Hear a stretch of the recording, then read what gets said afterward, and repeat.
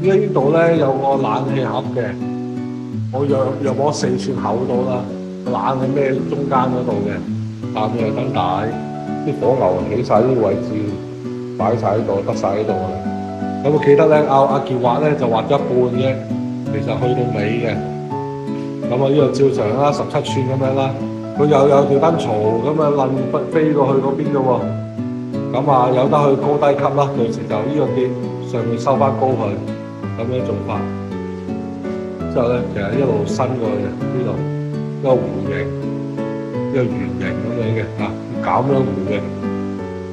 出邊滲燈，裏面有滲燈，即係呢度有條罅咧，2寸到要滲燈，出邊嗰度又要滲燈咁樣嘅。